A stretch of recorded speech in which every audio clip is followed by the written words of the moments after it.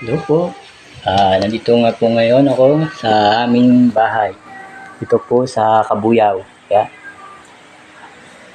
po bahay namin. Mga pamangkin ko po yan. Dito dati tutulog ang aking ina. Dito pwes na to. Ito yung kanyang kwarto. Ngayon, wala na masyadong natutulog. Kaya, yung may kanya-kanya na kaming pamilya, may kanya-kanyang asawa. Siyempre, hindi mo iwasan na lumayo. Nakakalungkot lang, siyempre. Nawala yung masasayang alaala sa bahay na to. Sa bahay na to ng nanay ko. Ito pala yung dating kwarto. Yung pinagawa ko dati. Maliit lang to. Yeah. Ito yung dati kong kwartong maliit.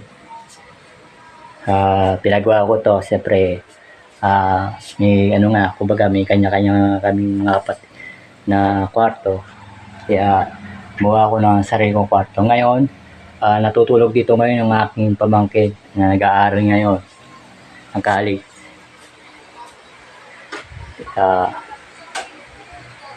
Dito yung kusina namin.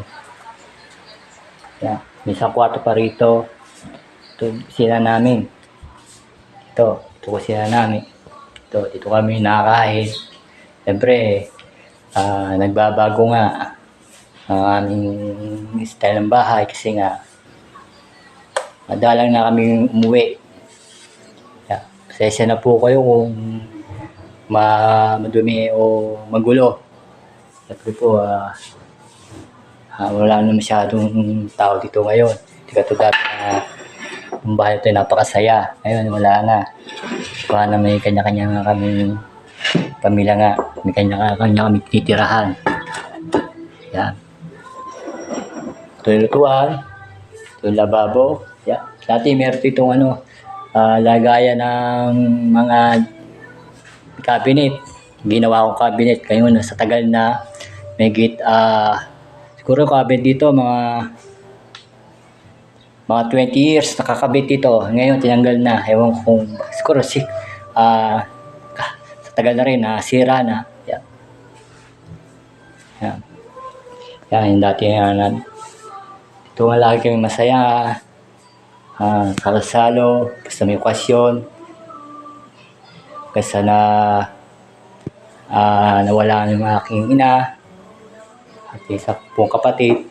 Ngayon kaya ako umuwi gawa ng buhat ko po ngayon bukas ay kamatayan niya, kaya kami umuwi. Kaya ito, malungkot. Kailangan lumaban sa buhay. Huwag susuko hanggang kaya. Tumilagi kami masaya.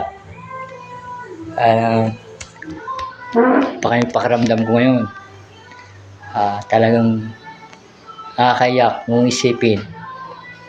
Hindi ko alam kung bakit nadarama ko ngayon. Kasi nga, kada ko uwi rito, babaw lang ang luha ko. Siyempre napapayak na. Kasi nga, naalala ko yung dating ginagawa namin dito ng kapatid pag kami mayroong okasyon. Yung bahay na to. Ngayon, isa na itong alaala sa aming kapatid. Itong bahay na to na iniwan sa amin ng magulang namin.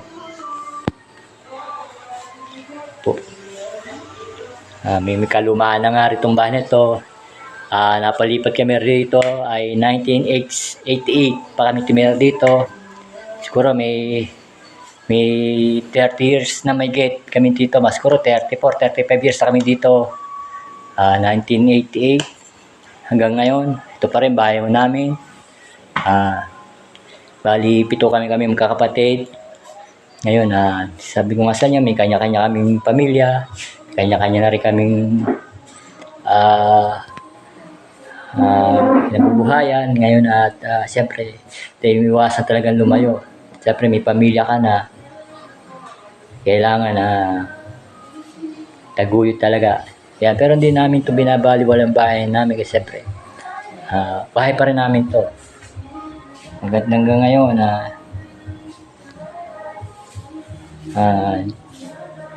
talagang hirap tanggapin na yung may mawawala sa inyong pamilya. Hirap. Kaya ngayon, ito, yung bahay namin to. Kaya lagi meron diyang okasyon. Lagi meron diyang, basta laging masaya palagi dito. Dito sa kusina, may laging kakainan. Kaya ngayon, wala na. Parang bulang pumutok na biglang nawala. Kaya po, nagpapasalamat po ako sa Diyos na naging maayos pamumuhay namin kahit pa paano. Lahat ng pagsubok, malalampas din namin yan. Kaya po, laban lang po tayo sa buhay.